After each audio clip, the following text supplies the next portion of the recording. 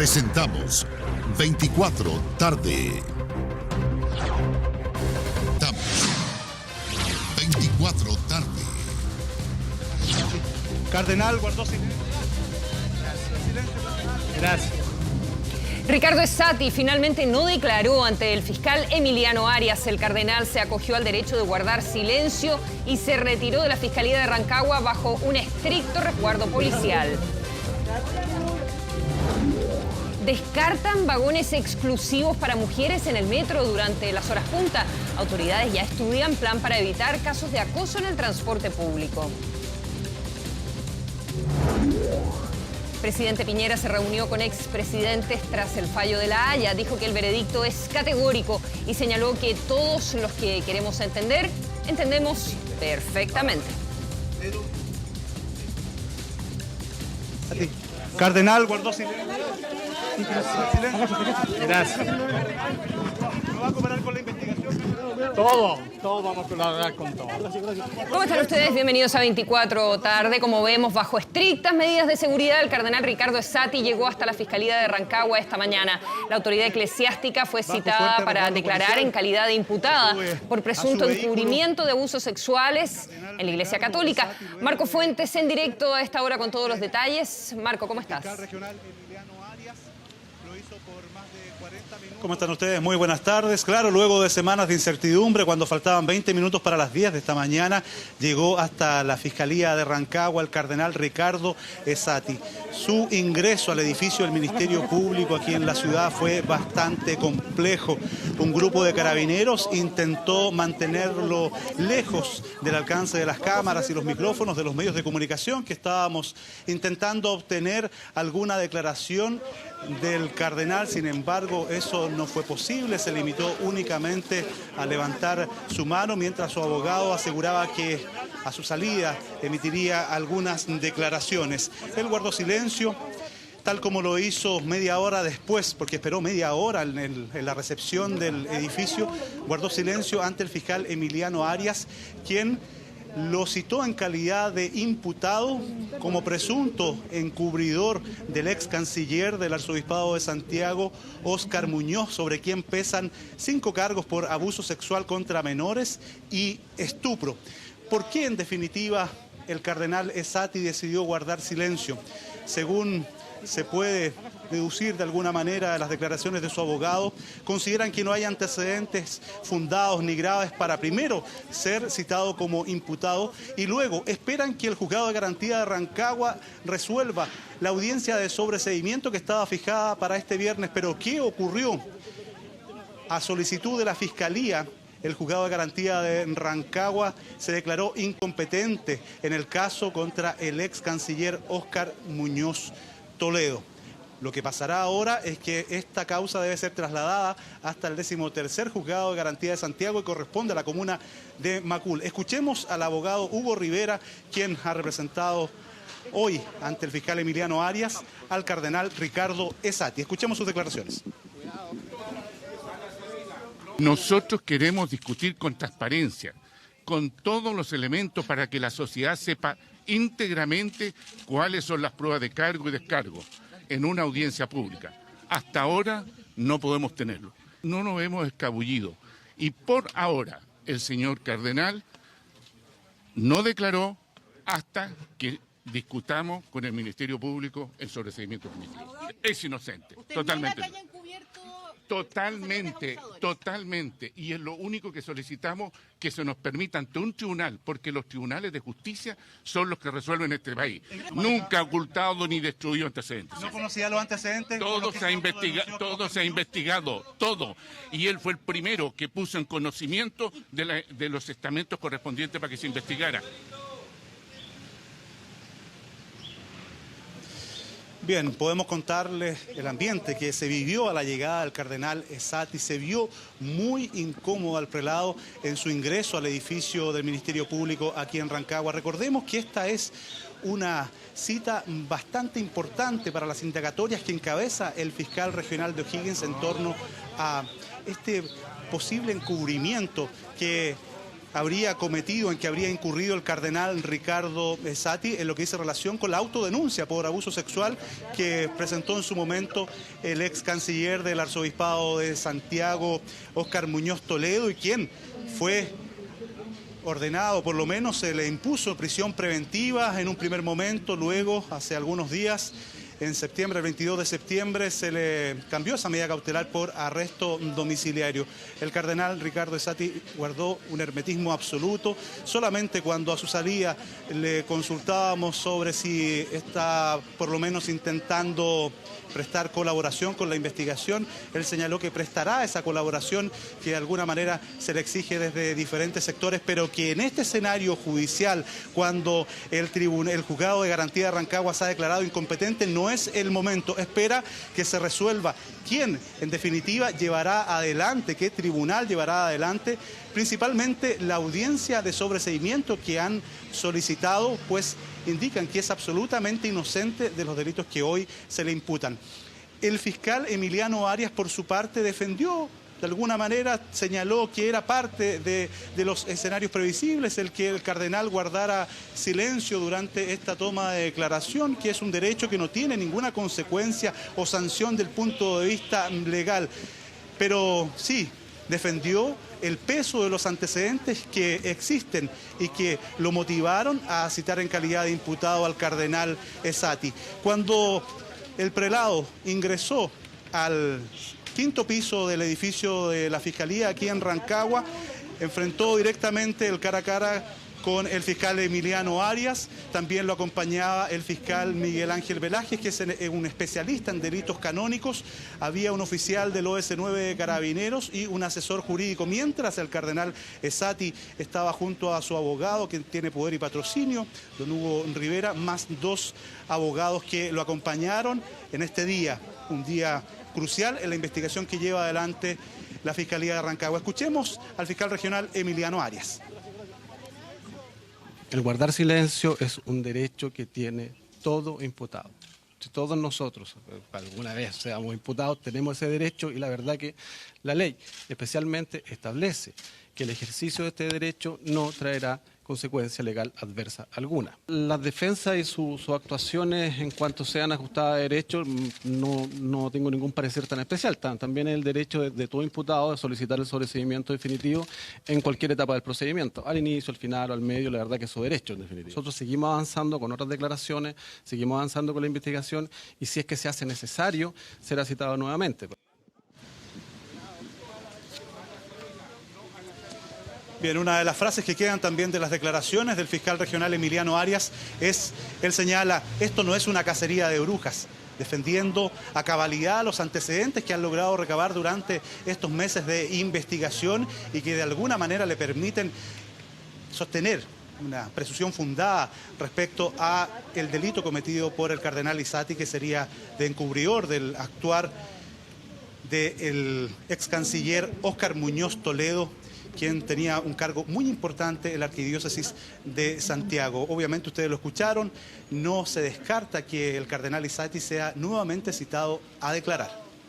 Así es, si es que se hace necesario, entonces será citado nuevamente a declarar, y destaca el fiscal Arias, Marco Fuentes, que él va a seguir con otras diligencias en el marco de esta investigación, y que el cardenal Esati se acogió a un derecho. Ahora, ¿hay certeza de cuándo se podría ver lo del sobreseimiento, que es lo que está pidiendo la defensa del cardenal Esati? Porque, como tú muy bien explicabas, esto se pasaría a un juzgado en Santiago, ¿verdad? Saldría de Rancagua. Claro, es la incertidumbre que tiene también la defensa del cardenal Esati, ya que esto no está zanjado. Podría ocurrir también un escenario eventual que el juzgado de garantía de Macul no acepte su competencia en esta investigación y sea finalmente la Corte de Apelaciones quien decida dónde debe estar radicada esta investigación, y que tiene como uno de los imputados al cardenal Esati. Es algo que todavía está ahí en la nebulosa, en este nuevo escenario que se ha generado y que, según la defensa del cardenal Esati, no les ha permitido acceder a todos los antecedentes que tiene la Fiscalía respecto al actuar en calidad, o por lo menos como un presunto encubridor del cardenal Esati. Es una situación que debe resolverse en los próximos días. Claro, y un tema es cómo se ajusta a derecho, ¿verdad? El que él decida guardar silencio ante el fiscal en una citación que se había dilatado en varias oportunidades, porque inicialmente había estado esto previsto para fines del mes de agosto, luego se habló de otro día de esta semana, finalmente él concurre en el día de hoy. ¿Hay antecedentes de si este caso de Óscar Muñoz pasara, por lo menos en torno a alguna de las denuncias que se plantean a un juzgado en Santiago? ¿Has podido preguntar, Marcos Fuentes, si esto seguiría a cargo del fiscal Arias? ¿Hay antecedentes concretos sobre eso? ¿Quién seguiría llevando la investigación? Claro, él es quien ha asumido esta investigación. La Fiscalía de Rancagua únicamente presentó su decisión de no perseverar en un caso, que es un caso que le otorgaba la competencia al Juzgado de Garantía de Rancagua, pero los otros casos siguen siendo investigados por el fiscal Emiliano Arias, y además esta decisión de no perseverar respecto a este caso de abuso sexual fue en acuerdo también con la víctima, pues no existía precisión respecto a la fecha en que comenzaron a ocurrir estos actos, estos abusos sexuales que habría padecido por parte del ex canciller Óscar Muñoz.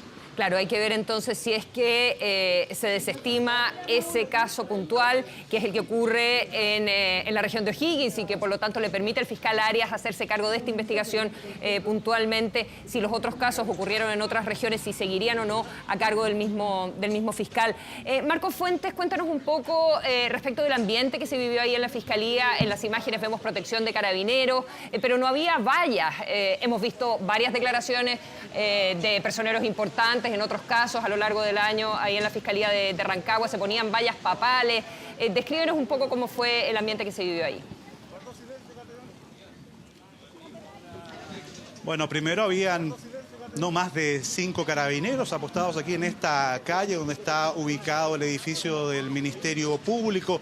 El único personaje diferente a los medios de comunicación era el ya conocido hombre del cartel, pero aparentemente se le sugirió que dejara el lugar una vez que llegó el cardenal Ricardo Esati. Había prácticamente solo prensa en este lugar y claro, cuando él desciende del vehículo lo hace primero su abogado, Hugo Rivera, y de inmediato comienza a señalar de manera muy tajante que no va a emitir declaraciones el cardenal, que lo harán a la salida de esta toma de declaración por parte del fiscal Emiliano Arias.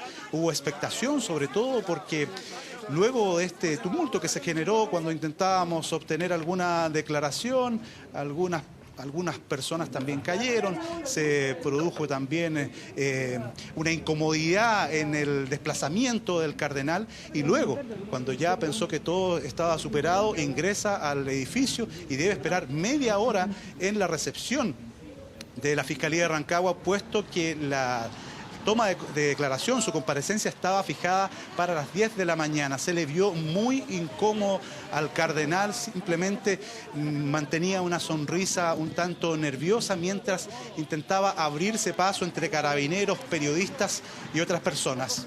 Es lo que ha ocurrido en este día crucial para la investigación que lleva adelante el Ministerio Público. Consuelo. Muchas gracias, Marcos Fuentes. La información en directo entonces desde la ciudad de Rancagua. Buenas tardes. Bueno, más adelante vamos a seguir con esta noticia. Conversaremos en 24 tarde con el abogado del cardenal Ricardo Esati, Hugo Rivera.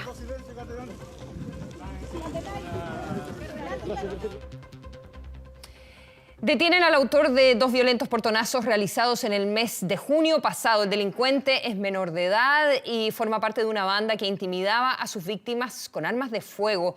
Tomamos contacto con Fabián Collado con toda la información. Fabián, ¿qué tal? Muy bien, muchas gracias y buenas tardes. Consuelo, lo más peligroso que en uno de estos portonazos, la víctima estaba junto a su sobrina de solo 6 años. Corresponden a las imágenes de las cámaras de seguridad que vamos a revisar a continuación del pasado 11 de junio, cuando este hombre, un dentista, fue hasta un departamento de la calle Simón Bolívar de la comuna de Ñuñoa a buscar a su madre y también su sobrina. Ahí ustedes pueden ver en pantalla cuando ya estaban siendo intimidadas estas personas. Precisamente este dentista iba junto a su sobrina en los brazos cuando lamentablemente estos delincuentes lo intimidan con un arma de fuego. ¿Para qué? Para poder robar este vehículo que ustedes ven en pantalla ahí en Simón Bolívar con calle Bremen en la comuna de Ñuñoa. Posteriormente estos antisociales se dan a la fuga, como ustedes pueden revisar en pantalla, y horas más tarde se dirigen hasta la comuna de La Florida, hasta la intersección de calle Los Copihue con Vicuña Maquena. En ese lugar estaba una pareja fumando un cigarrillo, estacionados, cuando llegan estos delincuentes aparentemente con el mismo vehículo que habían sustraído en la comuna de Ñuñoa. Los intimidan y también roban este automóvil. En esa oportunidad se generó una persecución policial, ya que estas últimas víctimas de la comuna de La Florida dan la alerta a Carabineros y en definitiva los uniformados de Puente Alto en el sector Bajos de Mena detienen a uno de esta banda, quien conducía, quien tiene 16 años y que fue formalizado ya y quedó con algunas medidas cautelares. Posteriormente es la Brigada de Robos e Investigación Criminal quien estuvo realizando la investigación de rigor para dar con el paradero de este joven de 17 años. ¿Cuál era el papel que hacía en estos asaltos? Él era quien aparentemente intimidaba, apuntaba con el arma a sus víctimas para poder robar los vehículos. De hecho, esta investigación por parte de la PDI comenzó en julio, un mes después de que se cometieron estos asaltos, y durante esta jornada en definitiva fue detenido y en estos minutos está siendo formalizado por estos dos delitos. No se descarta de que estos delincuentes menores de edad hayan participado en otro tipo de asaltos, en otros portonazos en diferentes sectores de la región metropolitana, pero acá lo que llama la atención de las fiscalías que sobre todo se configura que son menores de edad y que además que no tienen ningún inconveniente al ver guaguitas chiquititos en poder de los adultos justo cuando intimidan. No tienen, la verdad que no tienen ningún problema para poder realizar este asalto, como ustedes ven en pantalla, justo cuando salía este dentista junto a su sobrino y también junto a su madre. Vamos a revisar algunas declaraciones que tenemos por parte de la policía y también de la fiscalía en cuestión. Se logró concretar la detención del segundo autor de 2 robos con intimidación bajo la modalidad de portonazo, ocurridos en el mes de junio en las comunas de Ñuñoa y La Florida. Logró posicionar a este sujeto, ¿cierto?, como uno de los autores materiales de estos delitos de robo, siendo este menor de edad de 17 años quien portaba el arma de fuego con la cual intimidaron a sus víctimas el día de los hechos. Fue posible posterior a ello realizar una investigación en base a las amistades del grupo familiar del imputado que se encontraba detenido, y en razón de eso se pudo dar con la identidad de ciertos sujetos que podían ser exhibidos a las víctimas que fueron identificadas ese día. En razón de ello ellos pudieron hacer una identificación positiva y esta persona es la que ahora se encuentra detenida. Él va a ser inmediatamente formalizado por los 2 hechos porque se cuenta reconocido por los 2 hechos. En este caso, el vehículo que habían sustraído de manera muy violenta a la comuna de Ñuñoa, un Volvo C30 del año 2013, fue recuperado por Carabineros en el sector de Bajos de Mena, en la comuna de Puente Alto, mientras que el otro automóvil que había sido robado en la comuna de La Florida todavía se desconoce su paradero. Por eso están trabajando las policías con el fin de poder recuperar este automóvil y también esclarecer todos los hechos en que participó esta banda, que al menos serían muchos más, serían 5 según lo que está investigando la Fiscalía Metropolitana Oriente. Nosotros revisamos más informaciones y nos trasladamos al centro de Santiago. Una preocupación que está haciendo en todos los edificios es el robo de bicicletas. Hay lugares específicamente que están destinados para estacionar estas y algunos delincuentes se aprovechan, como ustedes ven en pantalla. Esto corresponde al día de ayer, durante la tarde, cerca de las 4 de la tarde, cuando este delincuente de 30 años, Joan Franco Vega Carvajal, llegó hasta hasta este edificio de calle San Antonio. Comenzó a hablar con el conserje, decirle que él pertenecía a ese lugar pese a que se desconocía su identidad, y luego ingresa hasta los bicicleteros en ese lugar, comienza a desarmar las bicicletas que estaban amarradas, estaban con cadenas, la deja sin una de las ruedas y posteriormente saca parte de otra bicicleta y así se va en definitiva. Este era el modus operandi que venía constantemente realizando, al menos en más de 10 ocasiones. Por eso es que Carabineros justo es alertado de esta situación por el conserje, porque luego de que logró ingresar hasta el edificio de calle San Antonio, el conserje ve por las cámaras de seguridad que ustedes están revisando en pantalla que estaba cometiendo este delito, y es cuando Carabineros de la sección investigadora policial de la zona metropolitana lo detiene, pese a que se intentó dar a la fuga. Este delincuente más de 15 veces ha sido detenido por diferentes delitos. Estamos hablando de los robos por sorpresa, robo en lugar habitado, hurtos y receptación, y además ha sido 5 veces condenado por diferentes antecedentes. Escuchamos las declaraciones en voz de Carabineros respecto a este caso. Esta persona ingresaba engañando a los conserjes del edificio y se trasladaba al sector donde estaban las bicicletas, el lugar normal donde las personas dejan las bicicletas, y procedía a sustraer las bicicletas. ¿Qué hay de nuevo en esto? Que esta persona, si no encontraba una bicicleta para poder sacarla del lugar, armaba una bicicleta, es decir, utilizaba partes de bicicleta que estaban empotradas, por decirlo de alguna manera, o enganchadas, le sacaba las ruedas y armaba una bicicleta con otra estructura que podía sustraer y posteriormente se daba la fuga. A raíz de esto y a raíz de diversas denuncias que se manejaban por parte de la sección de investigación de Carabineros, se logra el día de ayer tener a esta persona en flagrancia. Bueno, acá lo que llama la atención es que el delincuente en algún minuto intentó darse a la fuga, como ustedes ven en pantalla, e incluso el conserje evitó su escape con un palo para que él no se fuera del lugar y para que llegara a Carabineros, donde en definitiva lo capturaron y durante esta jornada fue puesto a disposición de la justicia. Nosotros continuamos con nuestra entrega informativa, revisando más información. Nos vamos al aeropuerto Arturo Merino Benítez, donde fueron detenidas 2 personas, un chileno y un colombiano, a quien ustedes ven en pantallas de nacionalidad chilena. Estamos hablando de Matías Huentullán Jiménez, quien estaba viajando desde Iquique hasta Santiago.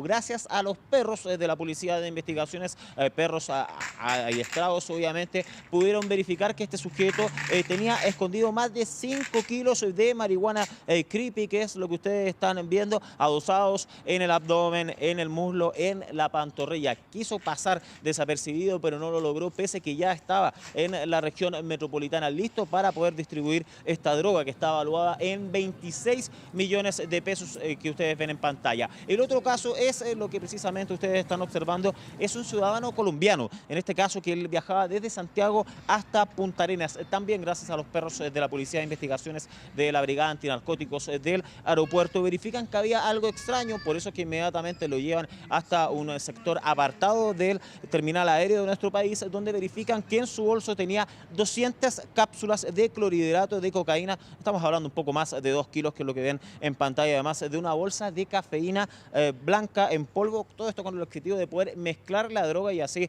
hacer una mayor cantidad. Droga que está evaluada en más de 20 millones de pesos, y Brian Angulo Bonilla fue entonces capturado arriba del avión. Toda esta situación se generó arriba de un avión, un vuelo LAN, en el último caso de Santiago a Punta Arenas, y en el primero del chileno que ustedes ya ven en pantalla, desde Iquique hasta Santiago. Revisamos las declaraciones que entregó la PDI al respecto. Se logró la detención de un ciudadano chileno y un ciudadano colombiano transportando droga a Punta Arenas y el otro a la ciudad de Santiago. 50 millones en total el valor de la droga incautada, ya que la droga, ¿no es cierto?, que venía del norte era cannabisativa, sobre 5 kilos de esta sustancia, y la droga destino a Punta Arenas era clorhidrato de cocaína, sobre 2 kilos 100 gramos de esta sustancia.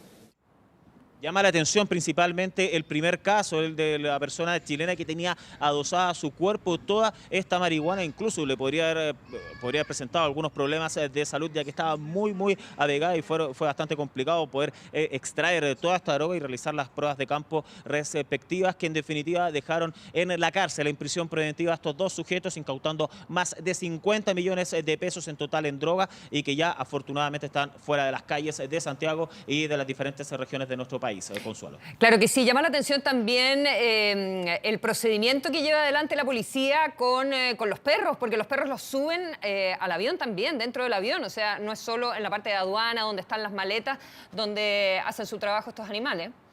Exactamente, lo que nos decía la Policía de Investigaciones es que primero ven ciertas características de pasajeros que puedan presentar algo sospechoso, y es por eso cuando ya se generan alertas, cuando llegan inmediatamente con los perros, en este caso arriba del avión, como fue detenido este ciudadano colombiano, y se generó ya una alerta mucho más clara por esos apartados hasta otro sector del aeropuerto, donde en definitiva queda al descubierto que estaban con droga, y por eso el destino en definitiva es la cárcel y no pueden viajar lógicamente, Consuelo. Muchos decomisos hemos conocido esta semana en el aeropuerto de la capital. Muchas gracias, Fabián Collado, con la información policial en 24 tarde. Buenas tardes. Que estés muy bien. La ministra de la Mujer y Equidad de Género, Isabel Pla, se reunió con el presidente de Metro y también con la intendenta de Santiago para iniciar el trabajo del plan contra el acoso sexual en el tren subterráneo. Sin embargo, se descartó una medida que se aplica en otros países para proteger a las mujeres. Viviana Martínez con los detalles. Viviana, ¿cómo estás? ¿Cómo estás? Muy buenas tardes. Claro, esto se da, esta reunión, en un contexto, y es que según un estudio, ella se mueve segura, 8 de cada 10 mujeres han tenido algún tipo de acoso, ya sea verbal o físico, en el transporte público. De hecho, el Metro habla de 300 denuncias formales en el último año, en el año pasado, por lo tanto no es un tema menor. Las autoridades llegaron temprano precisamente a las oficinas del tren subterráneo, la ministra de la Mujer y Equidad de Género, también la intendenta metropolitana, para abordar esta temática. Si bien tú lo adelantabas, se descartó esto de tener vagones segregados, como se ha visto en otras ciudades, por ejemplo, en Ciudad de México, sí se van a adoptar medidas, como por ejemplo capacitar a los guardias a través de la PDI para que puedan actuar rápidamente ante una situación de acoso. También agilizar y visibilizar los canales de denuncia, y también se está estudiando la posibilidad de aumentar el número de cámaras y poner este tipo de implementos en las líneas donde no se ha hecho. Además, paralelamente, la ministra Pla anunció que se le va a poner suma urgencia al proyecto integral que precisamente ve por la vida de una vida de mujer sin violencia. Entre este proyecto, que abarca muchísimas áreas, está el tema del acoso callejero. Por ejemplo, se tipifica como delito el hecho de tomar imágenes sin consentimiento de las mujeres en el transporte público, o también el hostigamiento. Pasamos a escuchar las declaraciones precisamente de ellas, de las mujeres con quienes conversamos saliendo del metro. Les preguntamos, ¿han sufrido situaciones de acoso? ¿Les ha pasado tal vez a sus seres más cercanos, amigas, familiares? Consuelo, fue una pregunta que hicimos al azar a las mujeres que iban saliendo, y ¿sabes qué? Todas nos contestaron que sí, ya sea a ellas o a cercanas a ellas. Las invito a escuchar sus testimonios. Que la gente igual se ayude entre sí, porque entre las mujeres no nos defendemos. O sea, si a una niña le dicen algo, uno igual se mete, pero que todos pusiéramos parte para mejorar la situación. Yo creo que más que nada hacer un cambio radical en la sociedad, porque la sociedad está acostumbrada a tratar a la mujer como si fuera un objeto, como si se puede abusar de ella y que se va a quedar callada, y eso se supone que debería ser un cambio dentro de la sociedad, no solamente dentro del metro. He visto a chicas, sí, yo me he puesto por el medio, le digo, por favor, ¿te puedes correr? Y se corren. ¿Tú has defendido niñas acosadas? Indirectamente, sí.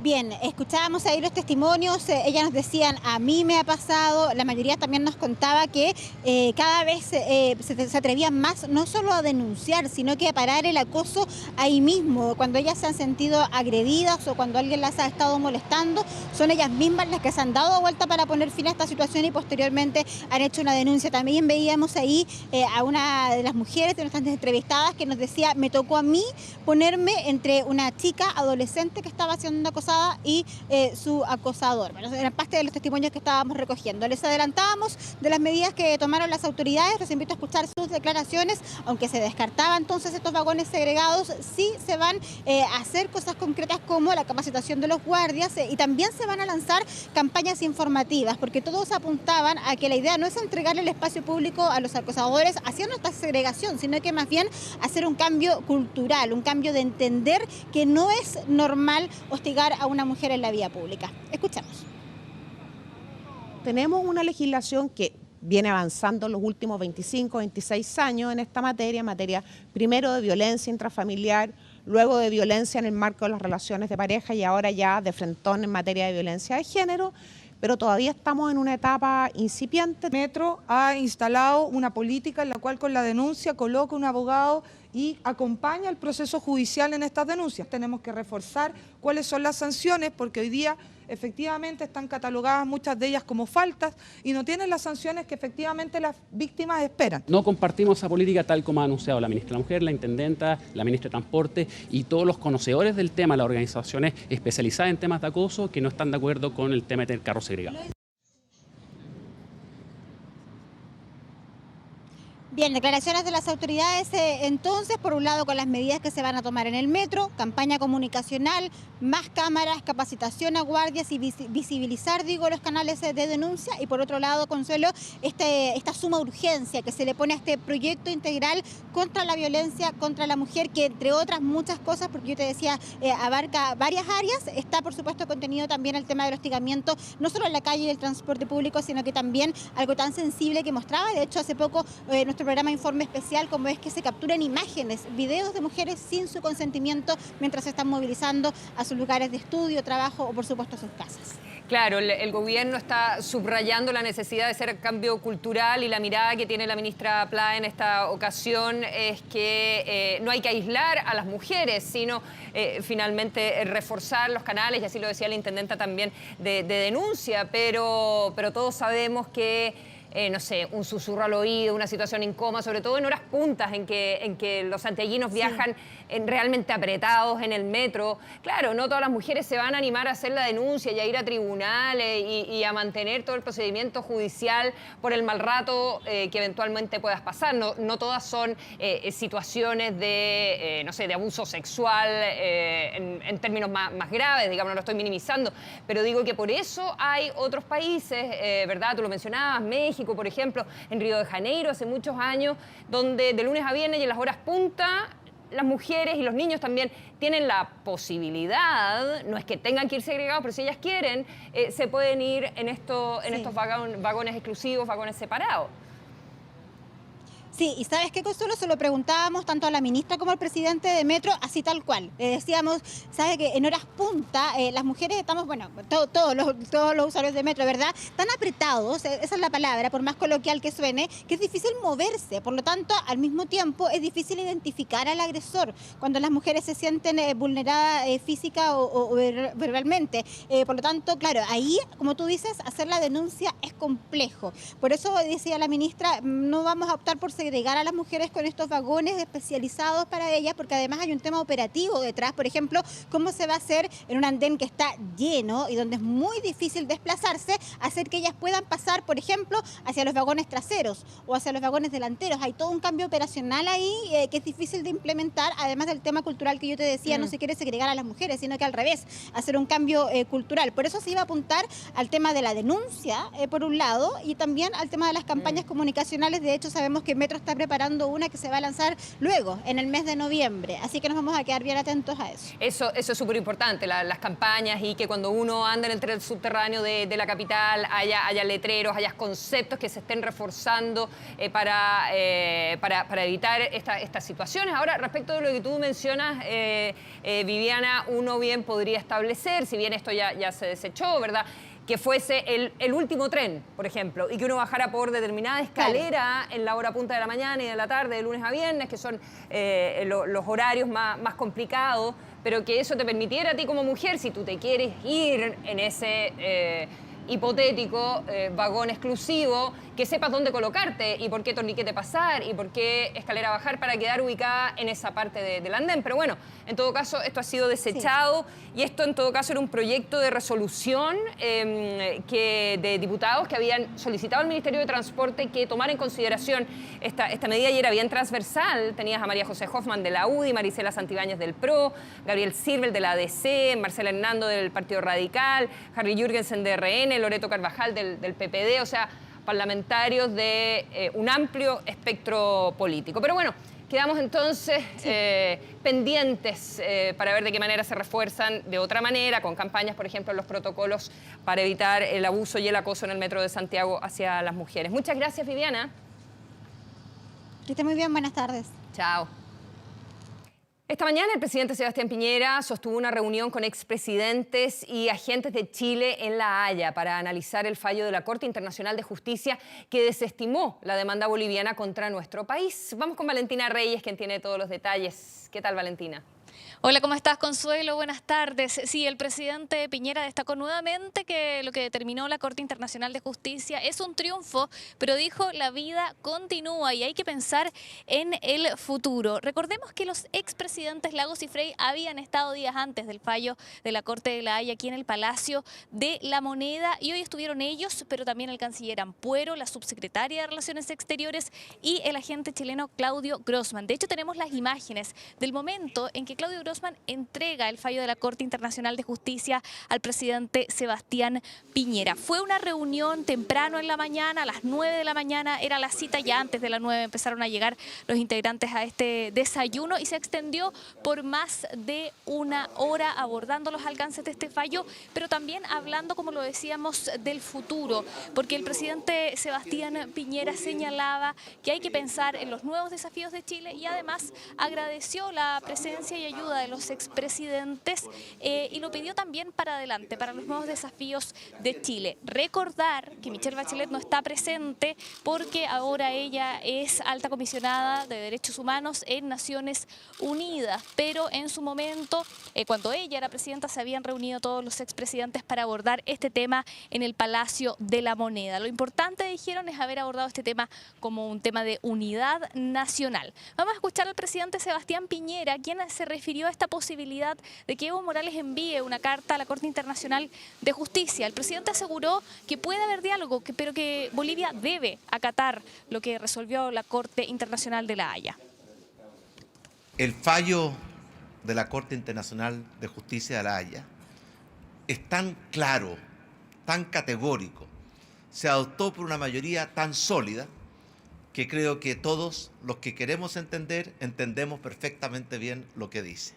Lo que planteamos nosotros es nuestro ánimo de conversar, pero dentro de un marco, que se conozca, entienda y respete el significado del fallo de La Haya, que se reconozca en plenitud la vigencia del Tratado de 1904 y que se abandone esta infundada pretensión sobre mar, territorio o soberanía chilena.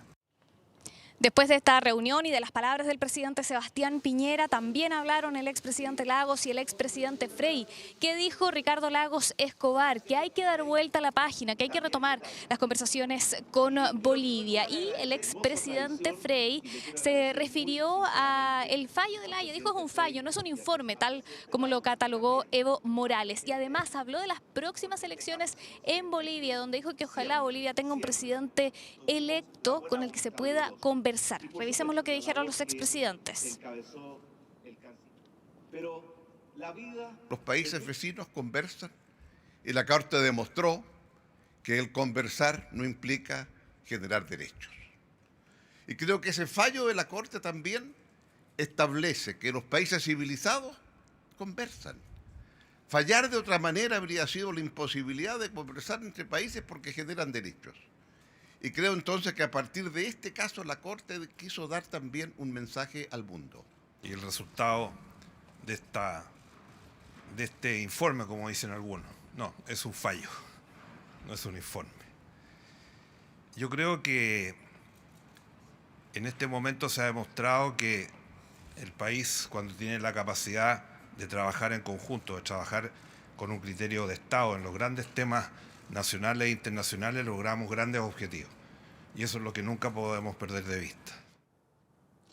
Bueno, esta ya sería la última actividad relacionada a lo que decidió la Corte Internacional de Justicia respecto a la demanda boliviana. Recordemos que el día lunes se escuchó aquí en La Moneda la lectura del fallo. El día martes el presidente Piñera viajó a Antofagasta y hoy se recibió a los expresidentes y al equipo de Cancillería. Y el viernes el presidente Piñera parte a una gira por Europa de aproximadamente 10 días, donde recorrerá países como Francia, Alemania, España y también donde se reunirá con el Papa Francisco el día 13 de octubre. Uy, hay muchísima expectación, ¿verdad, Valentina Reyes, respecto de lo que pueda suceder en ese encuentro del presidente Sebastián Piñera con el Papa Francisco en el Vaticano? Muchas gracias, buenas tardes. Buenas tardes. Bueno, anoche se lo adelantábamos en el noticiario 24 Horas Central, pero hoy ya es oficial. Fueron presentados en público los buses que va a tener el nuevo Transantiago. Vamos de inmediato con los detalles junto al periodista Dani Linares. Dani, ¿estás arriba de uno de los buses? Aquí estoy, Consuelo, y además cargando mi celular. Mira, fíjate, ahí está el conector de USB, cargando la batería, que hasta ahora es bastante escasa, para poder comunicarnos con ustedes. Y estamos en la posibilidad de poder cargar el teléfono, además de conectarlo a la red Wi-Fi que tiene este bus. A ver si lo logramos manejar aquello. A ver, aquí vamos a desbloquear mi teléfono primero que todo. Y ahí está, conexiones. Y ahí está, Mejor Transporte 1 en la sesión de este bus. Sesión gratuita de Wi-Fi para los pasajeros. Una de las novedades que tiene este nuevo bus del Transantiago, además, por cierto, del espacio, que ha sido ya reconocido por algunos santiaguinos que han quedado aquí para revisarlo. Hay también algunas críticas que tienen que ver precisamente con las escaleras, que complica también el desplazamiento de algunas personas, incluso la altura. Fíjate que si yo llego hasta acá, Consuelo, hasta el final del bus, lamentablemente no me puedo poner de pie porque no entro según la altura de este bus, así que tendríamos que ocupar de aquí para allá para poder avanzar. También quienes tienen movilidad reducida, porque aquí hay altos peldaños bastante grandes para poder llegar, pero sí tienen un espacio habilitado en la parte primera del bus, ¿no? Espacios para personas con silla de rueda, para quienes tengan movilidad reducida. También hay asientos de mayor tamaño cercano a los accesos principales de la máquina. También ahí ustedes pueden ver los corrugados que tienen algunos de los pilares para evitar resbalarse. Y esto que también es novedoso, que tiene que ver con los asientos. El acolchado, que no tienen hoy día los asientos del Transantiago, son solamente de plástico, que no solamente da mayor comodidad al sentarse, sino que también cuando se mueve la máquina con los de plástico uno se resbalaba y avanzaba. En cambio aquí con este uno más firme al asiento. Pero lo más destacado por todas las personas que hemos conversado es el aire acondicionado, Consuelo. Afuera hace un calor tremendo y yo estoy aquí con chaqueta de lo más cómodo porque está prendido el aire acondicionado de este bus y está muy, muy agradable. Conversamos con ellos, con los que están revisando el bus durante toda esta jornada. Vamos con esas declaraciones. Se ven bonitas hasta el momento. Esperemos después qué es lo que va a pasar. Que no las rayen, no. Eso es lo principal, es que no las rayen, que no le hagan daño. Porque eso es lo que hacen los tontos ahora. Se ven cómodas, los asientos son cómodos, tienen aire acondicionado, que es muy importante. Van a mejorar un 100%, se lo digo realmente, de los antiguos que tenemos, porque me he dado cuenta que reúnen todos los requisitos, especialmente para nosotros los adultos mayores. Un buen avance, sobre todo para Santiago, que es una ciudad súper contaminada en invierno y afecta mucho a los niños y la tercera edad.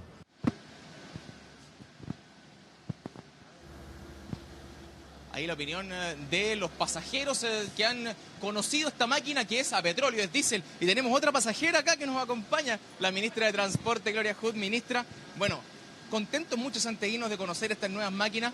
Estos sí, no son los eléctricos que mostramos ayer en el reportaje de las micros que estaban armando en Shenzhen. Son a petróleo, diésel Euro 6, eso sí, porque las eléctricas llegarán en diciembre. Sin duda igual es un avance, ¿no, ministra? Sí, la más contenta soy yo creo. Porque yo creo firmemente en las bondades del transporte público y creo también que se hace mucho más atractivo si es que uno viaja en buenas condiciones, con aire acondicionado, con toda la disposición interna, con más asientos, como lo estamos viendo en estos vehículos. Hemos buscado el estándar más alto del mundo. En el mundo esto es lo mejor que se puede conseguir en buses. Y eso es lo que las personas esperan y lo que nosotros queremos darle, lo que el presidente nos ha pedido, que mejoremos la calidad de vida de las personas. Esto va a ir de a poco, son 490 máquinas diésel, 200 eléctricas que se van a sumar de aquí al primer semestre del 2019, pero se va a renovar la mitad de la flota del Transantiago, 3.000 nuevos buses con la nueva licitación que se detuvo precisamente por esto, por estos cambios, ministra. Le pregunto por el bus que tenemos ahí en imagen, ese Oruga, que muchos decían ya no va a estar más, sin embargo ahí lo vemos, va a ser parte del Transantiago. Sí, yo he dicho, cada vez que me han preguntado, que es un error demonizar un modelo de bus solamente por un mal antecedente de mantención. Los buses que uno ve en la calle, tanto los orugas como los rígidos, están muchos de ellos en mal estado por problemas de mantención y porque los contratos del modelo Transantiago original incluyen incentivos que llevan en esa dirección. Lo que nosotros estamos haciendo es cambiar radicalmente eso para poder aplicar las decisiones técnicas correctas. En todo el mundo se usan los buses articulados, especialmente en corredores de alta carga, y funcionan muy bien y mantenidos correctamente tienen una vida útil larguísima. Así que yo por lo menos no tengo ningún prejuicio con los orugas. En las declaraciones que yo he hecho, ustedes pueden chequear, nunca he dicho que los orugas no van a existir porque técnicamente tienen un sustento para ser elegidos. Van a operar en corredores, como digo, de alta carga y en calles donde sea adecuado operar con buses de esas características. Lo que pasa es que nosotros vimos en Transantiago que los orugas funcionaban en cualquiera de las calles y eso sí es un error muy grande. En calles pequeñas que atropellaba las veredas que ya están con problemas. Más de acuerdo con eso. Sin duda. Ministra, ¿cuál ha sido el feedback que ha tenido de la gente? Estos buses están aquí en la Plaza de la Constitución, ¿no? Si usted quiere venir a verlo, puede venir a pasar por el centro, subirse a ellos y ver cuáles son las prestaciones que le estamos mostrando ahora. El feedback de la gente, ministra. Yo hacía el recorrido para allá, yo al final no me puedo parar porque yo soy más alto, pero ¿cuáles son también las críticas que le ha recibido usted de la gente? Por ahora, puros buenos comentarios, porque se ve principalmente el mensaje de mejorar la calidad. Yo creo que eso es el mensaje más importante que el presidente nos ha pedido transmitir. Demos el salto. Por alguna razón el transporte público en Chile se nos ha ido quedando atrás. Es como si estuviéramos 20 años atrás con respecto a cómo ha evolucionado el resto del país. Uno va a oficinas públicas y las ve muy modernas, iluminadas, pero el transporte público en general y los buses como que se quedaron en el tiempo. Esto lo que nos ayuda es a ponernos al día y principalmente a convencer a las personas de que el transporte público de buena calidad existe, es posible y es posible tenerlo aquí en Santiago y en el resto del país también. Perfecto. Muchas gracias, ministra, por acompañarnos. Se tiene que ir rapidito una moneda ahí, una reunión. Rápidamente, estuvo aquí con el presidente de la República en la presentación de estos buses. Son 690, les decía yo, que se van a incorporar al Transantiago de aquí al primer semestre del año 2019. De ahí en adelante comienza ya el proceso de licitación que va a renovar 3.000 máquinas con este mismo estándar y este cambio también de los colores. Son los colores del Metro de Santiago, rojo, blanco y negro, para hacer más uniforme la ciudad. Vamos a escuchar al presidente y volvemos aquí con estas nuevas máquinas del Transantiago. Vamos a tener 3.000 buses con tecnología Euro 6. Es decir, la mitad de los buses que recorrerán Santiago van a tener una tecnología nueva, limpia y de gran calidad. 200 buses eléctricos que van a tener estándares de calidad igual que los buses Euro 6 que muchas personas jamás imaginaron. Buses que están a la altura de la dignidad y las necesidades de nuestros compatriotas.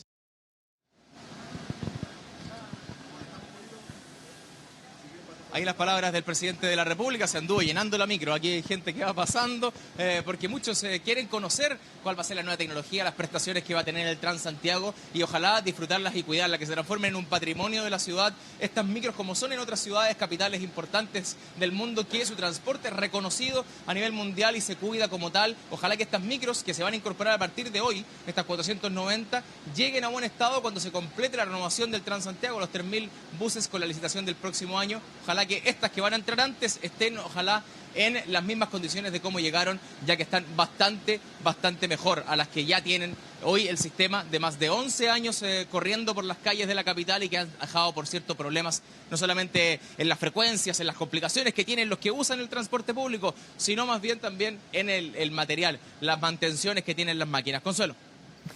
Sí, claro, ha pasado un montón de tiempo, ha habido problemas con la renovación del material rodante, pero todos tenemos que poner de nuestra parte, ¿verdad, Dani? Y cuidar máquinas que no solo sirven para transportarnos, sino que ahora vienen con otra tecnología, aparte de menos contaminantes, con la posibilidad de cargar el celular, con la posibilidad de internet gratis. O sea, ¿cómo está bueno eso, ¿o no?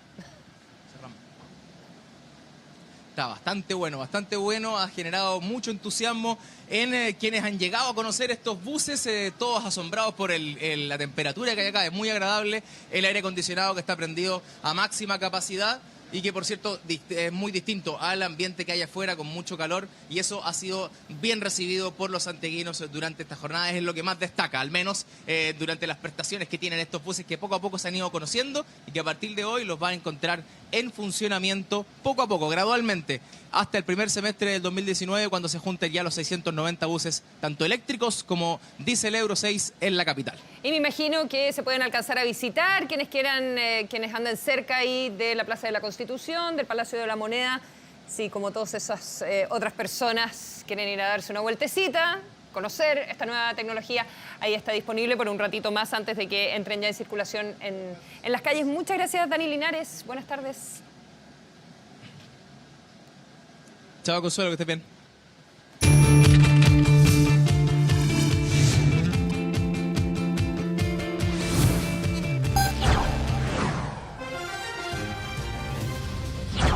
Información internacional de último minuto a esta hora de la tarde.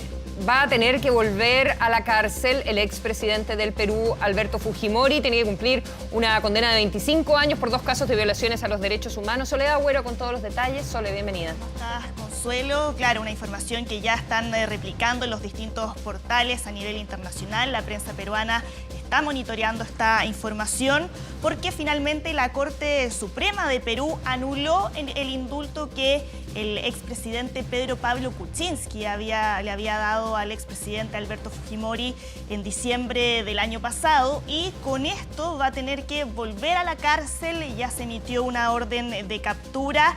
Recordar que el expresidente Kuczynski lo había indultado por razones humanitarias. Después de eso, Fujimori salió de la cárcel en una medida que en su momento generó muchísimas protestas, muchísimo descontento entre los sectores antifujimoristas de Perú, y por eso hace un tiempo familiares de las víctimas de las matanzas de Barrios Altos y La Cantuta, que son las matanzas por las cuales se había condenado a 25 años de cárcel a Fujimori, habían presentado una solicitud de nulidad que ahora fue acogida por la Corte Suprema, donde declararon el indulto a Fujimori infundado. Con esto ya se emitió una orden de captura, se pidió que se ubique inmediatamente a Fujimori, con lo cual va a tener que volver a la cárcel. Recordemos un poco en qué términos se produce el indulto al expresidente Alberto Fujimori. Esto tenía que ver fundamentalmente con la salida del presidente Pedro Pablo Kuczynski y cómo él estaba tratando de negociar con uno de los hijos de Alberto Fujimori, y el indulto al expresidente parecía ser una moneda de cambio para que no votaran en contra de PPK, para que no lo destituyeran, esto ¿verdad? Fue después de que Kuczynski se salvara de la primera moción de censura que se había votado en su contra, donde finalmente se salvó. Días después, en Navidad del año pasado, es donde se emite este indulto, pero finalmente después sabemos que Kuczynski no se salvó de un segundo pedido en su contra de censura que se había presentado, donde también en parte las motivaciones que hubo en ese momento, claro, todo esto fue por los videos que recordarán, donde se discutía compra de votos al momento de esa votación, pero también claramente la motivación que tenían algunos sectores ahí era justamente el descontento que les había generado esta medida que había tomado Kuczynski en esa oportunidad, algo que también había generado roces dentro de la propia familia Fujimori, de sus hijos, de Keiko Fujimori, ex candidata presidencial, y Kenji, en una movida que ahí, claro, finalmente terminó con Kenji destituido de su partido, también desaforado del Congreso, ya no es congresista. O sea, es otro capítulo más de una novela que nos ocupó con el país vecino durante toda la última mitad del año y los primeros las primeras semanas de un caso que además los familiares de las víctimas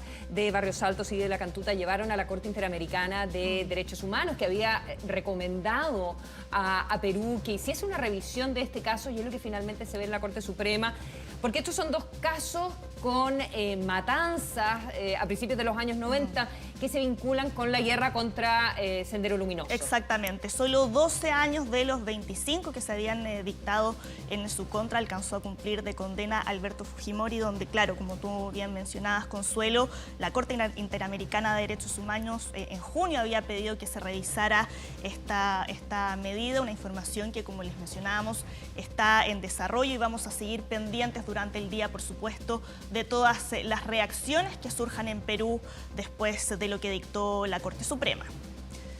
Y lo que también nos tiene ahora pendientes es lo que está pasando en Indonesia, porque se elevó la alerta en ese país. Ahora entró en erupción el volcán Sopután, en la misma isla que la semana pasada se había visto golpeada por el terremoto y tsunami, que ya ha cobrado la vida de al menos 1.400 personas.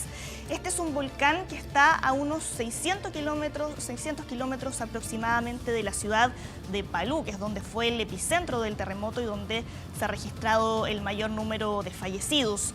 Vemos ahí la columna de humo, con la columna de ceniza, que es de aproximadamente 4.000 metros de altura, que se ha estado desplazando y que obligó a las autoridades a elevar el nivel de alerta. Ahí vemos una imagen aérea que muestra el nivel de destrucción que dejó el terremoto, donde sigue la búsqueda de sobrevivientes. Los equipos de rescate todavía están tratando de poder acceder a varias zonas donde ha sido muy difícil el acceso, especialmente aquellas zonas que están más alejadas, y en un momento donde ya se les empieza a agotar el tiempo, porque estamos en el cuarto día después del sismo, y a partir de las 72 horas ya se empieza a reducir las esperanzas de encontrar a más gente con vida. Hasta el viernes se dieron plazo para encontrar más sobrevivientes. Tenemos declaraciones de personas que han sobrevivido a esta catástrofe. Escuchemos sus palabras y después lo comentamos. Espero que mi esposa esté todavía viva. Ojalá que Dios logre un milagro. Todavía tengo esperanzas de encontrarla. Tiene 6 meses de embarazo. Este proceso de evacuación no debería durar más de 6 días, porque si lleva más de ese tiempo, las personas que están atrapadas no podrán sobrevivir. Hay muchas personas que llevan varios días sin comer. Falta mucha ayuda humanitaria. La ONU advirtió que hay al menos 46.000 niños que requieren de ayuda urgente. Y ahí está el problema, además, que el estado de la infraestructura es muy precario, que no ha sido fácil poder entregar esa ayuda de manera fluida. Dijeron desde Naciones Unidas que están haciendo lo que pueden, porque hay algunos lugares a los que les ha sido muy difícil poder acceder a pie, mientras ahí vemos en las imágenes otro volcán que también hizo erupción en Indonesia, pero que está algo más alejado de la zona donde se concentró el terremoto y tsunami. Está ahí entre las islas de Sumatra y Java, donde también en los últimos días han estado registrando varias erupciones. También cuando se ha tratado de entregar la ayuda, la policía ha tenido que intervenir, porque por la gran cantidad de personas que llegan ahí a tratar de conseguir algo, se han producido algunos saqueos, algunas situaciones de desorden que ha obligado a actuar a las autoridades. En un momento donde además han surgido varias voces críticas contra el gobierno de Indonesia, quienes se acusan de estar ausentes, sobre todo en las zonas más alejadas, no en la ciudad de Palu, donde ahí el gobierno ha ido durante este día a monitorear la situación que se está llevando a cabo, sino de aquellas zonas a las que todavía no ha sido posible acceder, y zonas donde solo a pie es posible llegar. Así que también nos vamos a quedar muy atentos a cómo sigue evolucionando la situación dentro de Indonesia.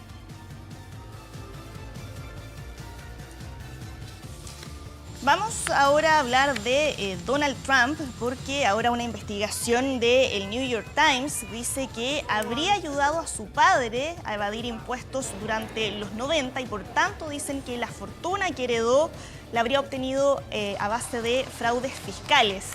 Según esta investigación, que es una investigación que analizó cerca de 100.000 documentos, Trump habría heredado 413 millones de dólares del imperio inmobiliario de su padre a través de distintos esquemas de evasión de impuestos. Y una de esas maniobras fraudulentas que describen en esta investigación es que habría creado empresas falsas junto a sus hermanos. El abogado de Trump, Charles Harder, inmediatamente emitió un comunicado al New York Times donde dice que esas acusaciones son 100% falsas, pero acá cabe recalcar que siempre han existido muchas sospechas sobre las prácticas empresariales de Donald Trump, porque en las últimas elecciones, en 2016, él nunca quiso publicar su declaración de impuestos, que es algo que antes sí habían hecho todos sus antecesores, todos los presidentes de Estados Unidos. Ya se anunció una investigación al respecto.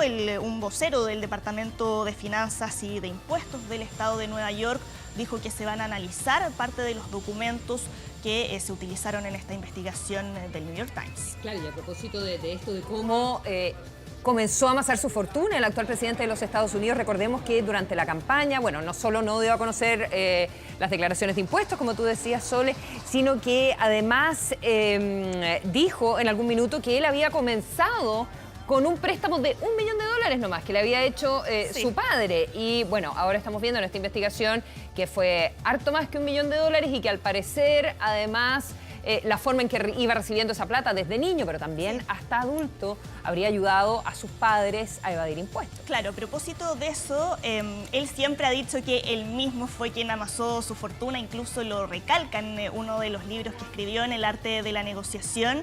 Pero sobre lo que acabas de mencionar, aquí tengo algunos de los datos que entregan en el New York Times, donde lo desmienten. Dicen que desde los 3 años, Trump ya empezó a recibir dinero de su padre, $200.000 al año a partir de esa edad, y dicen que a los 8 años ya era millonario. Algo que, claro, desde la Casa Blanca después salió la vocera Sarah Sanders a desmentir al New York Times, donde ella vuelve a decir que Trump comenzó su imperio inmobiliario con este préstamo de $1 millón que después, dice ella, lo devolvió.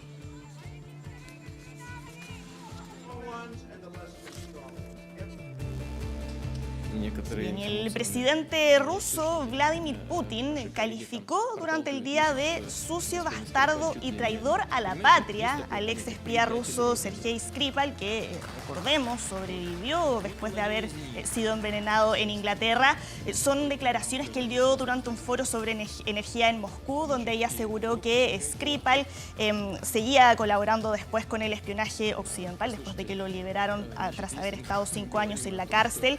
Desde Occidente todavía acusan a los servicios de inteligencia rusos de estar detrás del envenenamiento de Skripal, mientras que Putin una vez más insistió que estas denuncias, según él, son una manipulación de la información y volvió a negar que esté implicado en este caso. Y en esta semana de entrega de los premios Nobel, este miércoles fue el turno del Nobel de Química, que fue para los científicos estadounidenses Frances Arnold y George Smith, y el británico Sir George Winter por haber desarrollado nuevos métodos para crear proteínas. Desde la Academia Sueca explicaron que este es un reconocimiento que se les hizo por haber tomado el control de la evolución y haber usado sus mismos principios para poder desarrollar proteínas que resuelven muchos problemas de la humanidad, entre ellos ayudar a combatir enfermedades como la diabetes o también el cáncer. Y hace algunos meses, en mayo, habíamos estado comentando el caso de esta actriz china de Fan Bingbing, que es muy conocida en ese país, es de hecho la actriz mejor pagada de China, pero de la cual durante un buen tiempo no se supo nada de ella, llevaba meses desaparecida de la escena pública y ahora reapareció, pidió disculpas en sus redes sociales a sus fans y al Partido Comunista porque las autoridades antes habían anunciado que ella debe más de 129 millones de dólares en impuestos y en multas. Si es que ella logra pagar eso en el plazo que se le dio, que es de aquí a fin de año, va a poder evitar acciones judiciales. No es mucho lo que se sabe sobre la investigación que se está realizando. Según la prensa oficial de China, hay al menos un detenido por haber escondido documentos contables, mientras que ahora están desarrollando otras investigaciones para ver si es que hay otras figuras del mundo del espectáculo que pudieran haber incurrido en prácticas como estas, Consuelo. Muchas gracias, Soledad Agüero, por la información internacional. Gracias. Muy buenas tardes. Buenas tardes, que estés bien. Esta mañana, Ricardo Esati, como sabemos, llegó hasta la sede de la Fiscalía de O'Higgins para declarar como imputado por el delito de encubrimiento. Sin embargo, el cardenal se acogió a su derecho a guardar silencio. Para conversar al respecto, tomamos contacto a esta hora con el abogado del cardenal Esati, Hugo Rivera. Abogado, muchas gracias por este contacto. Muy buenas tardes. Muy buenas tardes, Consuelo. ¿Cuáles son las razones por las cuales Ricardo Esati decide guardar silencio esta mañana? Consuelo, como usted sabe, ya hace bastante tiempo atrás se citó en calidad de imputado como encubridor de gravísimos delitos sexuales en contra del señor cardenal don Ricardo Esati. En esa oportunidad nosotros pedimos copia de la carpeta investigativa.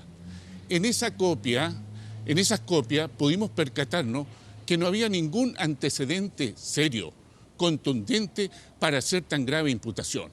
Como consecuencia de ello, solicitamos el 14 de septiembre audiencia para discutir un sobreseimiento definitivo. Esa solicitud se dio lugar y quedó fijada para el viernes 5 próximo.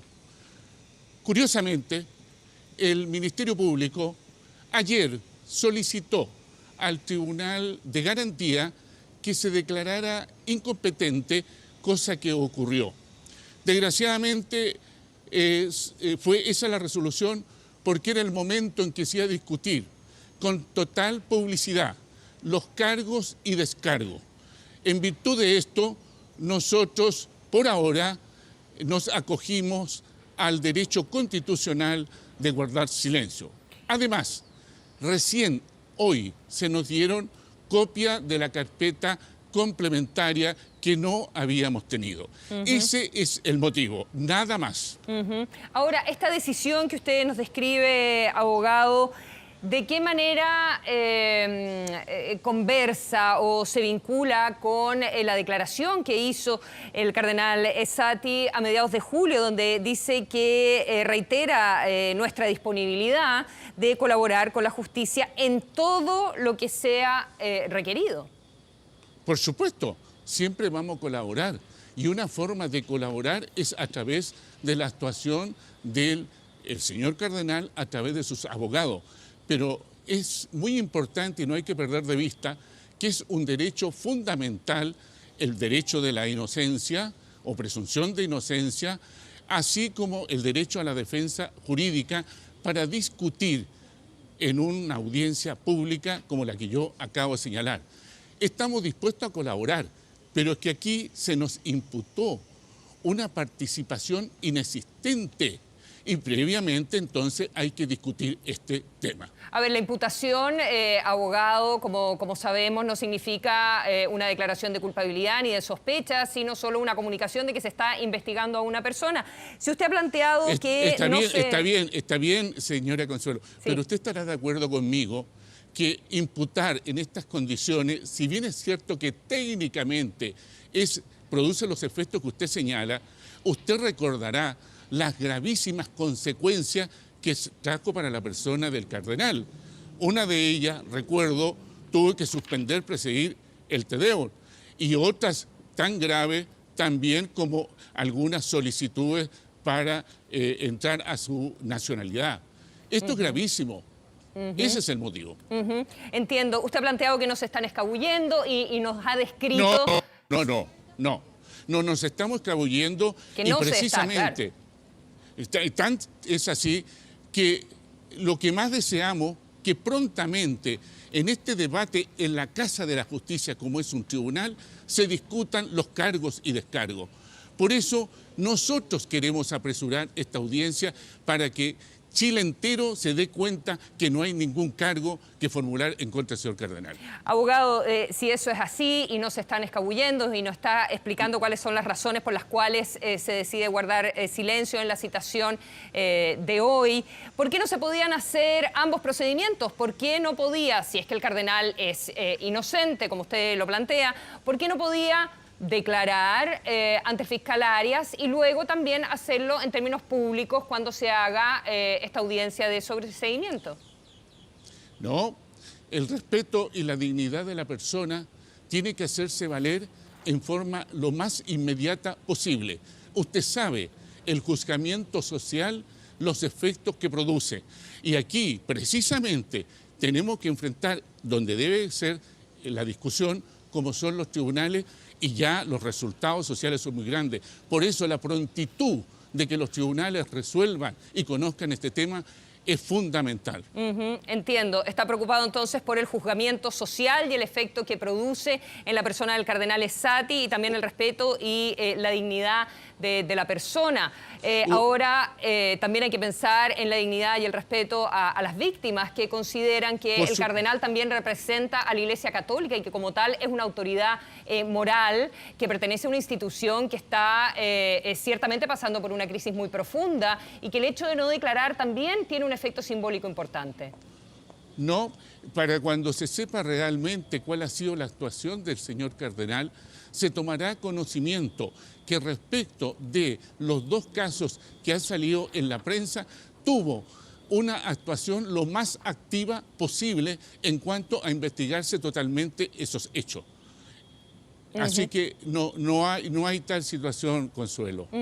Y ha conversado, yo entiendo que evidentemente usted representa al cardenal Ricardo Essati como abogado, ¿verdad?, en términos judiciales. Sí. Pero ¿de qué manera podemos entender esto en el otro sentido que yo le planteo? Porque una cosa es la estrategia judicial, pero otra muy diferente es la responsabilidad que tiene el cardenal cuando la Iglesia Católica está pasando por una crisis tan profunda y cada cosa que haga o deje de hacer el cardenal es importante. O sea, guardar silencio hoy día está siendo criticado, aunque sea un derecho, y el propio fiscal Arias así lo admite, es un derecho constitucional, por supuesto, pero las víctimas, ¿verdad? Por ejemplo, las víctimas de Fernando Karadima están criticando muy fuertemente el hecho de que el cardenal haya guardado silencio hoy. Sí, ellos tienen pleno derecho a criticar, pero no nos olvidemos de un asunto que es muy delicado.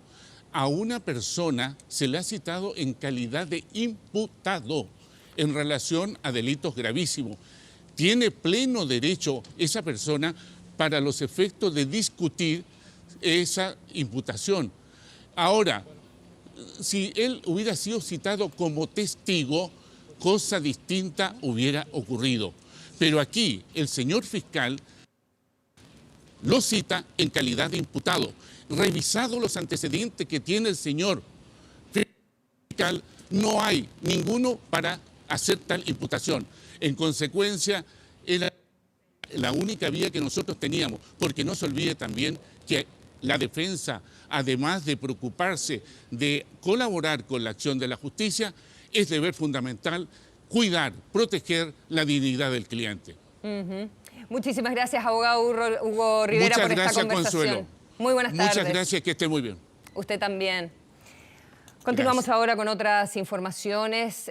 Ayer martes hubo nuevos incidentes en la ciudad de Santiago en dos liceos emblemáticos. Encapuchados agredieron con un bloque de concreto a un carabinero y también lanzaron una bomba molotov que llegó a un departamento y provocó un incendio.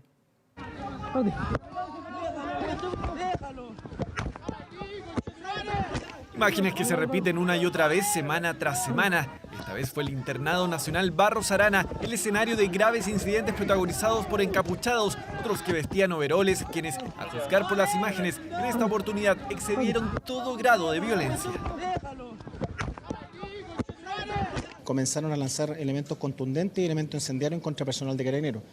por lo cual Fuerzas Especiales tuvo que llegar a apoyar al personal. Lamentablemente, a raíz de este procedimiento resultó lesionado un funcionario de la 40 Comisaría de Fuerzas Especiales y que está siendo evaluado en este momento en el hospital de Carabineros. Bloque de adoquines de concreto que llegó de lleno en el cuello de un funcionario. Como resultado, 6 escolares detenidos de 14 años, 3 de 15 y otros 2 de 16 años, todos alumnos del INBA. Pero no fue todo. Casi en paralelo, desórdenes similares se produjeron en el Liceo Barros Borgoño. También encapuchados, usando veroles, salieron a la calle San Diego para lanzar bombas incendiarias a carabineros. Esta vez la situación terminó afectando a quienes nada tenían que ver en el incidente. Uno de los individuos que lanzó una bomba molotov la lanzó a un segundo piso de un departamento que se encontraba en la calle San Diego. Empezamos a gritar, de ahí me di la vuelta por acá para decirle a la otra administradora que se estaba quemando. Gracias a Dios no había niños y gracias a Dios que había personas, porque las llamas salían para afuera. Amago de incendio que al menos logró ser controlado rápidamente, lo que no evitó que un dormitorio se quemara por completo. Para los vecinos, una convivencia que va de mal en peor y un aviso de que algo más grave podría pasar el día de mañana. No habrían quemado los departamentos de nosotros si sigue el incendio. No se puede salir a comprar ni siquiera el pan. Una vez me tocó que a las 8 de la mañana empezaron con los atados.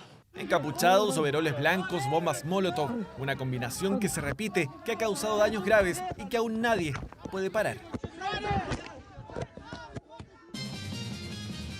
A 30 años del plebiscito de 1988, donde el triunfo de la opción no marcó el comienzo del retorno a la democracia. Informe especial presentó anoche el reportaje El Pacto con Pinochet. El relato abordó detalles desconocidos de las negociaciones para reformar la Constitución de 1980 tras el triunfo de la concertación de partidos por la democracia. En estos momentos el local se encuentra completamente lleno. Con número de mesa, al final no lo dejan ni votar. Seguimos en este salón plenario del edificio Diego Portales, que es el verdadero centro y corazón computacional del plebiscito realizado hoy en nuestro país. Sí, hay algunas personas que han visto grupos de gente con pasamontaña y con años. No hay autorización para reuniones. Nosotros llamamos a todos los chilenos a mantener la serenidad y a esperar los resultados finales. Hace algunos minutos ingresaron a la sede del gobierno los integrantes de la Junta de Gobierno. Dice que realmente ganó el no, al menos para mí, yo lo tengo bastante claro ya. Porcentaje para la opción no, 54.68%.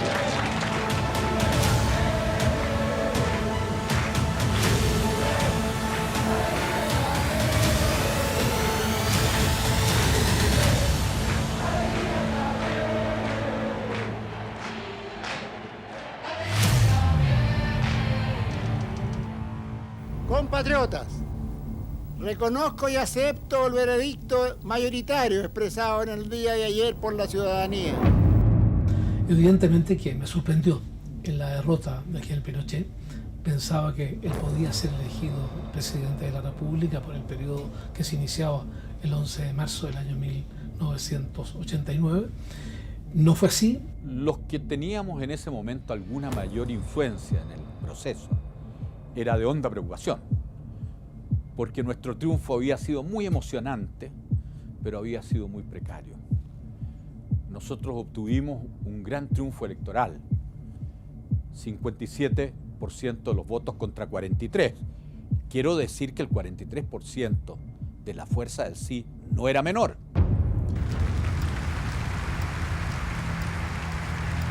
Pinochet vio frustrado su propósito de gobernar 8 años más y debió convocar a elecciones libres para el año siguiente con el objeto de elegir al primer presidente democrático y a un nuevo Congreso Nacional. En los siguientes 17 meses, el régimen militar podría hacer todas las maniobras políticas para reforzar su institucionalidad consolidada en la Constitución de 1980. El 5 de octubre solo era una derrota electoral en el camino trazado. Le correspondía al gobierno militar la dictación de todas las leyes que estaban previstas previo al inicio de la plenitud democrática, y esa responsabilidad era responsabilidad del gobierno militar. El proceso de amarre se da exactamente en el año que va del 5 de octubre a la toma de posesión del presidente Elwin todas eran de amarre. Todas las leyes orgánicas constitucionales, hay que revisar los diarios del mes de marzo, la cantidad de leyes, para dejar todo amarrado y bien amarrado. La alianza ocasional por la opción no jamás podrá dar una conducción coherente al país, por estar integrada por personas y partidos que profesan concepciones contrapuestas respecto del Estado y de la sociedad. Cuando se produce el triunfo nuestro en el no, nosotros nos encontramos con una renovación nacional, el Partido de Renovación Nacional, dividido en cierto modo. Había una parte que era muy pinochetista y había otra parte que era mucho más abierta a la democracia. El problema político que surge inmediatamente después del plebiscito de octubre es precisamente que un sector del país decía, mire, la Constitución se mantiene tal como está y no se le mueve una sola coma. Y al otro lado había un grupo que era fundamentalmente el que había ganado el plebiscito, que tenía la tendencia a decir, bueno, a la Constitución no se le acepta ni la primera letra. Chile, a diferencia de las transiciones que yo conozco, el ejército no había terminado desprestigiado, sino profundamente unido detrás del comandante en jefe. Un ejército que, seamos francos, estaba dispuesto a actuar. Y la clase empresarial, del mismo modo que el ejército, estaba absolutamente unida detrás de Pinochet. El tema fue decir, oye, vamos a ganar al régimen en su propia cancha y vamos a jugar en su constitución, que no es la que nos gusta, que no es la que nosotros queremos, pero no tenemos otra posibilidad. Entonces, yo diría que las conversaciones que yo recuerdo fueron de mucho realismo, también de no prometerle a la gente cosas que no iban a ocurrir.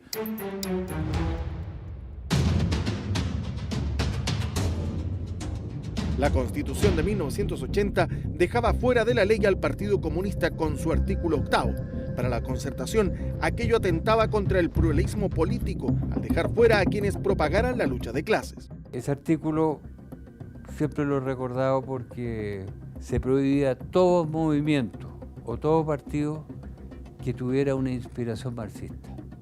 O sea, de hecho, queda fuera de la ley el Partido Comunista. El artículo 8º fue también un tema de discusión porque de alguna manera establecía una vulneración al principio del pluralismo propio de la democracia. El gobierno siempre ha reconocido que no hace obras perfectas. Nadie puede hacerlas. Y por eso ha sostenido que la bondad de las normas de la Constitución de 1980 no obsta a que pueda ser perfeccionada. Analizando el texto constitucional, había errores importantes en la Constitución del año 1980. El régimen descubrió que había un artículo de la Constitución que estaba muy débil, que necesitaba un quórum muy simple, y era justamente el artículo con el cual se podía cambiar toda la Constitución. Era una especie de triquiñuela, ¿verdad? Pero después que usted bajaba los quórums, bueno, cambiaba la Constitución. Era una pequeña ventanita que se les había quedado y que nos permitía avanzar. Entonces yo pensaba, bueno, y si llega una mayoría de 3/5 adversa, va a cambiar todo, porque van a cambiar el sistema de reforma y por lo tanto todo con solo 3/5. Bueno, yo por esa razón que le indico, era partidario de negociar, porque había que negociar esa reforma. Con profunda satisfacción puedo hoy anunciar al país que se ha logrado el consenso necesario para perfeccionar la Constitución política sobre la base de aquellos aspectos a los que me referí en el discurso del 11 de marzo pasado y que estimé conveniente para permitir la estabilidad institucional de la República. No, fue un pacto, yo creo que muy cuidadosamente diseñado por las dos partes respecto de cuánto estaban dispuestos a ceder y cuánto podía ganar cada uno. Yo creo que fue un pacto que en ese momento era todo lo que se podía lograr, pero por supuesto desde el punto de vista de una democracia era insuficiente. Pienso que el acuerdo logrado para dar curso a esta reforma es un primer paso hacia el reencuentro nacional que la gran mayoría de los chilenos anhelamos, pero está lejos de significar el advenimiento de un régimen plenamente democrático. ni permite dar por superadas las profundas diferencias que nos separan. La Junta aprobó, sujeto a la ratificación plebiscitaria, el proyecto de 54 reformas a la Constitución presentado por el gobierno. 2 días después se convocó un plebiscito. Elwin procede a introducir su voto en la urna respectiva. ¿Es caso público todavía aquí en el Instituto Superior de Comercio? De acuerdo al recuento que ustedes tienen hasta este momento, ¿cuál es la tendencia? Apruebo, la mayoría. Las reformas recibieron el 85,7% de aprobación. Solamente un 8,2% las rechazó. De este modo, el pacto entre el gobierno militar y la oposición quedó sellado. Exigiendo que terminara el binominal, no pudimos. Estábamos exigiendo fin de senadores designados, no pudimos. Y fue todos esos puntos que cedimos pensando que íbamos a tener el acuerdo con Renovación Nacional para hacerlos después, de común acuerdo, en el primer año de gobierno. Y ahí es cuando se fue a cobrar el cheque y resultó que no tenía fondos. Presidente, a 2 meses de la elección, ¿cómo definiría usted el ambiente que existe en el país? Lo definiría como una taza de leche, donde abajo están todos los microbios y arriba hay una nata, tranquila.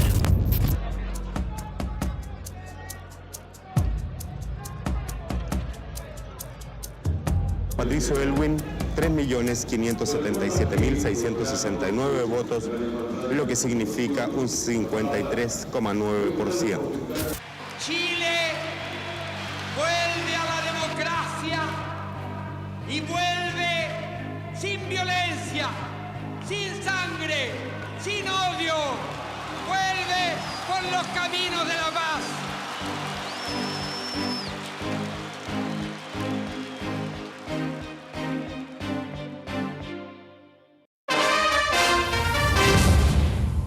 Sati. Cardenal guardó silencio. Gracias. Silencio, cardenal. Gracias.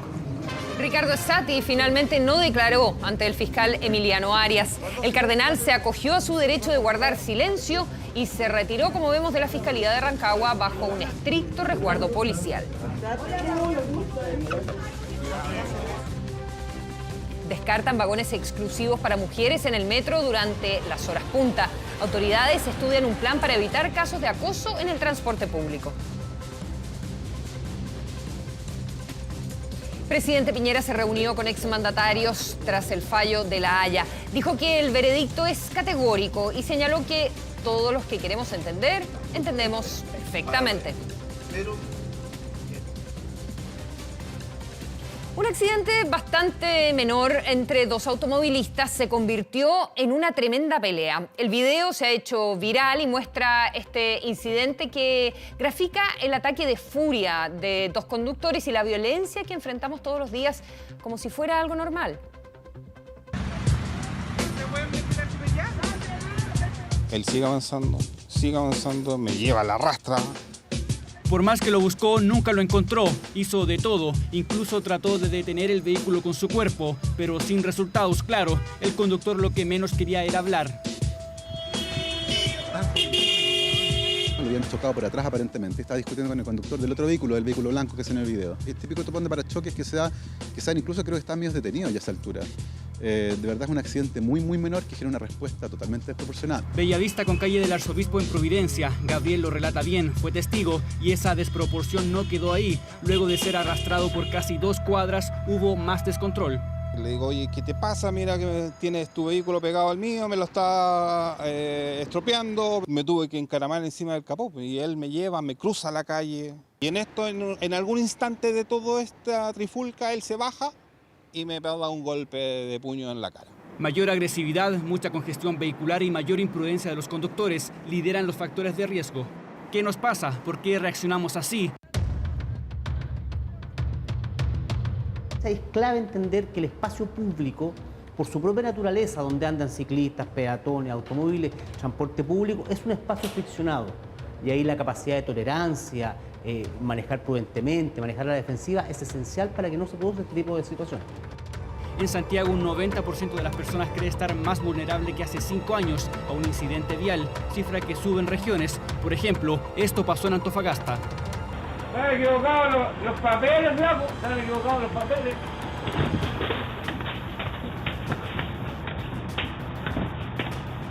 Solo estrés. Esta ciudad es una locura ya.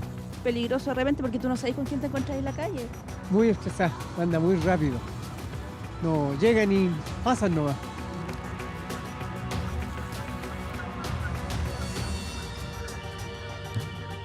Tiene que ver más bien con las condiciones actuales de vida que implican mucha tensión, mucha ansiedad y sobre todo una predisposición agresiva muy notoria. Estrés, agresividad, imprudencia. Patricio fue víctima de esa realidad que a tantos afecta y que vivió en carne propia. Terminó arrastrado y golpeado. Por suerte quedó con lesiones leves. Ahora la policía busca al conductor furioso. Fue detenido el presunto autor del crimen brutal de un adulto mayor en la comuna de Canela. Se trata de un joven que habría escapado hasta Mejillones, en la región de Antofagasta. Más detalles a esta hora con Ivania Echavarría. Ivania. ¿Cómo están? Muy buenas tardes. Efectivamente, hoy fue puesto a disposición de la justicia un joven de solo 24 años y quien sería el presunto autor del homicidio de un anciano de 89 años, el crimen que ocurrió durante la Semana de Fiestas Patrias en la localidad de Canela, esto en la región de Coquimbo. La víctima, un anciano que se caracterizaba por ser muy gentil con quienes vivían en el sector, incluso abría sus puertas para dar un plato de comida, incluso para prestar abrigo a quienes lo necesitaban. La última vez que José del Tránsito Pérez Cortés fue visto fue durante el 19 de septiembre. El mismo domingo 23 su familia interpone una denuncia por presunta desgracia. De inmediato la Policía de Investigaciones comienza con la investigación para encontrar a esta persona y en su mismo domicilio. Horas más tarde encuentra el cuerpo de este adulto mayor que estaba sin vida y descuartizado. La verdad es que el paradero de quien habría sido el presunto autor hasta ese momento era todo un misterio. Comienzan diversas diligencias y todos los antecedentes daban cuenta que esta persona estaría más al norte del país. Y es precisamente entonces cuando la Brigada de Homicidios de la Policía de Investigaciones de Antofagasta comienza también en las diligencias que los llevan hasta la comuna de Mejillones, lugar donde nosotros nos encontramos en este momento. Este sujeto se encontraba trabajando hace solo algunos días, un trabajo esporádico en un taller mecánico. Fue detenido, trasladado hasta Antofagasta para tomar declaraciones y posteriormente trasladado nuevamente hasta Mejillones para ser puesto a disposición de la justicia, específicamente para su control de detención. Una audiencia bastante corta donde además se determinó que sería trasladado hasta Los Vilos para ser formalizado este próximo viernes a eso de las 11 de la mañana. Tenemos detalles de cómo fue la detención de este sujeto, escuchemos. Y finalmente en horas de la tarde se logró ubicar al imputado en el lugar de trabajo. Él llevaba algunos días trabajando en un taller mecánico y en ese lugar fue encontrado y fue detenido por funcionarios de esta brigada. Una semana entonces era lo que llevaba esta persona aquí en la localidad de Mejillones, al norte de la ciudad de Antofagasta, trabajando en un taller mecánico. Quienes trabajaban con él aseguraban que era una persona bastante callada, no conversaba mucho y nunca imaginaron que estuviera involucrado en una situación así. Conversamos también con el dueño de este taller mecánico. Escuchemos. No imaginamos, uno que sabe con qué persona se mete o con quién trata. Lo único que él vino a la PDI y se lo dio esposado. Siempre fue un callado. Como digo, es una persona callado y respetuoso. Un crimen que por supuesto conmocionó a toda la localidad de Canela debido a la crudeza de este mismo. No solo dan muerte a una persona, sino además descuartizarla. La verdad es que las razones de por qué ocurre esto todavía no están claras. Son todos antecedentes que se darán a conocer en la próxima audiencia de formalización de este joven de 24 años que además se presume tiene antecedentes psiquiátricos. Desde la comuna de Mejillones es lo que podemos informar por el momento. Muy buenas tardes. Muy buenas tardes, Ivania Echavarría, con la información en directo a esta hora de la tarde. Hacemos una pausa y ya estamos de regreso. Espérenos.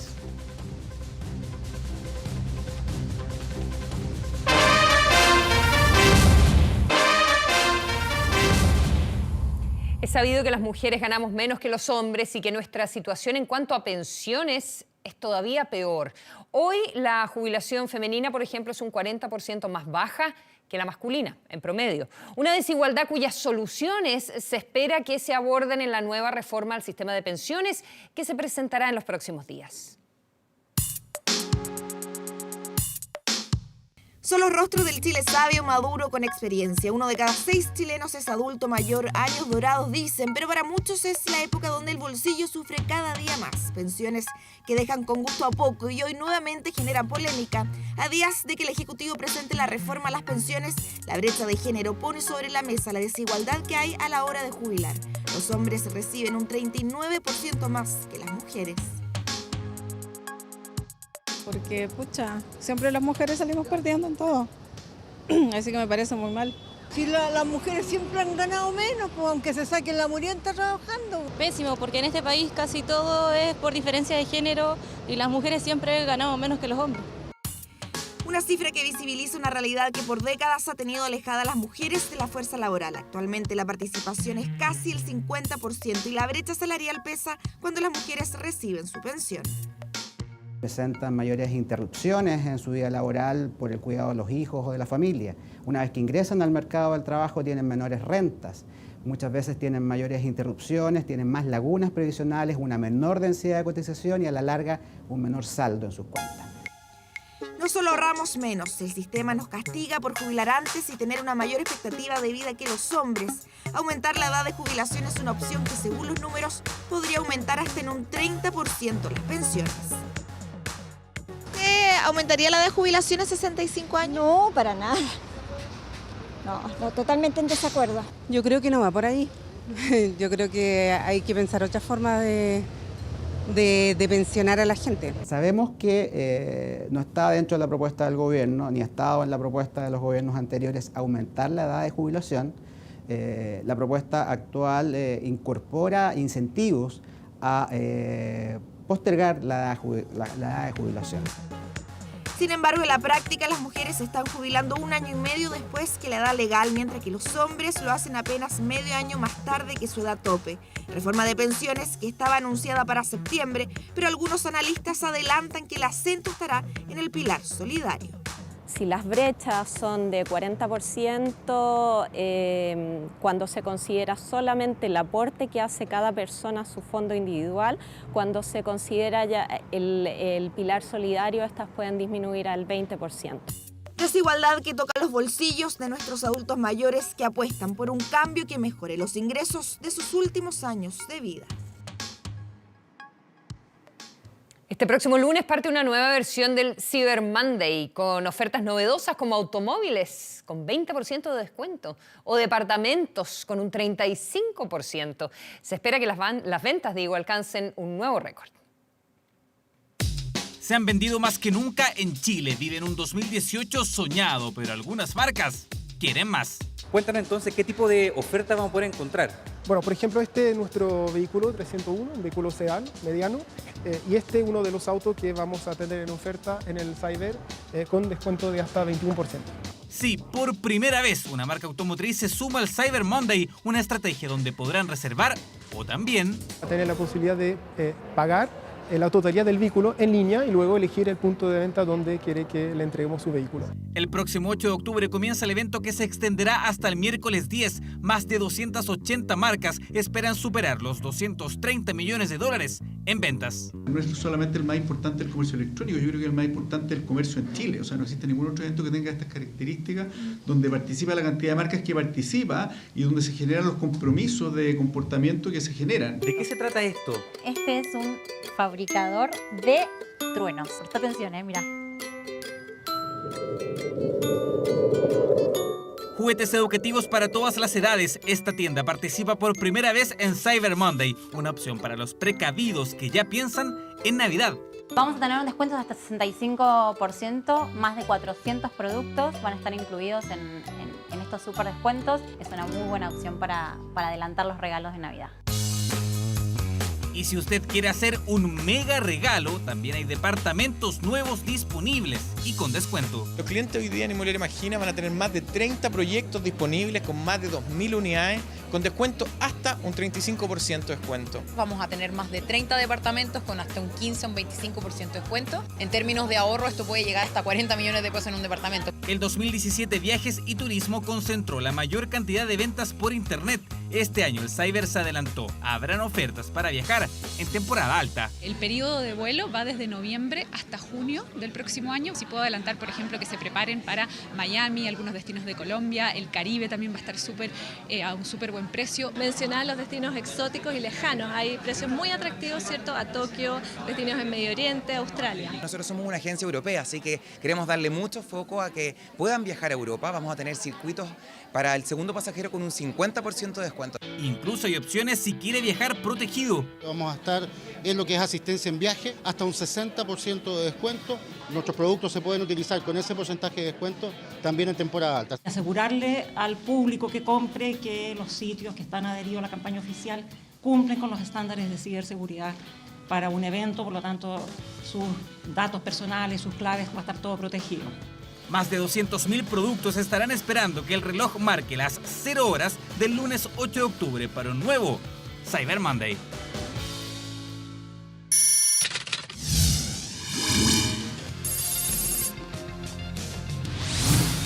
¿Qué tal? ¿Cómo están? Muy buenas tardes. Altas presiones en la zona sur y, por supuesto, vientos que bajan desde la cordillera hacia los valles en la zona central permiten que la temperatura máxima se eleve bastante.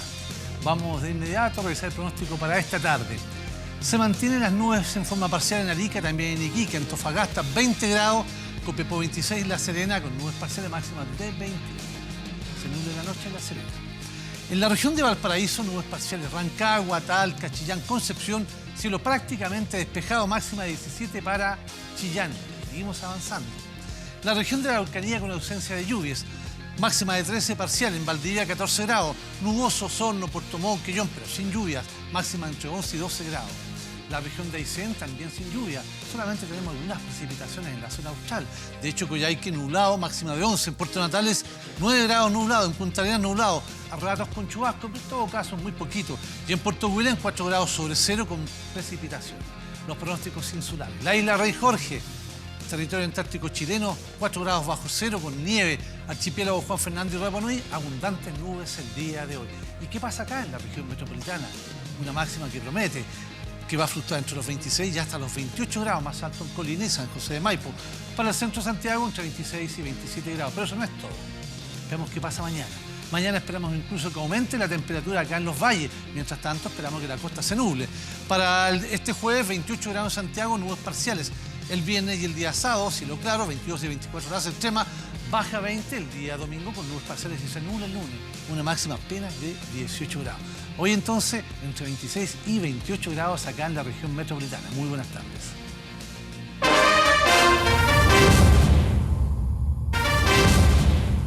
Es famoso, actor, pero también músico. A 4 años de haber ganado el premio Oscar, conversamos con Jared Leto, uno de los artistas más versátiles de Hollywood, que se presentó anoche con su banda en el Movistar Arena.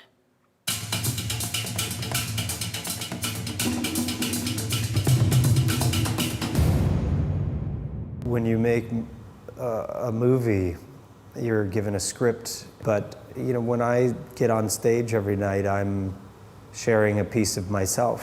6 weeks we've been in Paris and Poland and London and the US and Brazil and Chile. The travel and the time are probably the most challenging parts to figure out. Jared Leto. La última vez que estuvo en Chile fue el 2014, justo el mismo año que ganó el Oscar por su papel en Dallas Buyers Club, uno de los actores más camaleónicos en la industria del cine, que lo ha tenido en películas como La habitación del pánico, Alejandro Magno, Requiem por un sueño, hasta el comentado Joker en El Escuadrón Suicida. It's hard to beat being on stage night after night with my brother and sharing the music with audiences all around the world. It's really hard to beat that. Como es la música lo que lo trae a Chile, prefiere enfocar sus entrevistas en ese plano. Sin embargo, no es ajeno a lo que ocurre en la industria del cine. Las acusaciones de abuso sexual, por ejemplo, en contra de Harvey Weinstein. abuse is atrocious and it's horrible, and I think it's an important time that we're living in, where people can speak up and make their voice heard. Es el regreso de Jared Leto a nuestro país, la mega estrella de Hollywood que hoy tiene y puesto en lo más alto del cine y la música. Thank you, Chile. We love you. Te amo. Gracias.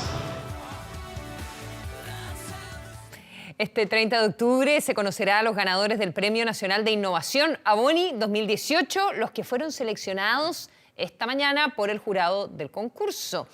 Referentes nacionales del mundo político, empresarial, académico y científico fueron los encargados de escoger a los galardonados por la iniciativa más innovadora del país. Este año se otorgará un nuevo premio que va dirigido a la mujer más innovadora del concurso, ya que hubo mayor participación femenina en comparación a versiones anteriores.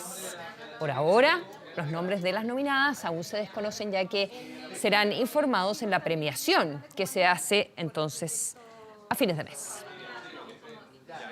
Es interesante ver que este país se mueve, a veces por caminos menos conocidos, pero este es uno de ellos, y yo creo que lo que estábamos haciendo a través de este premio es precisamente destacar las novedades del cambio, cómo las cosas se van moviendo en un sentido, y las mujeres evidentemente son parte de ese espíritu.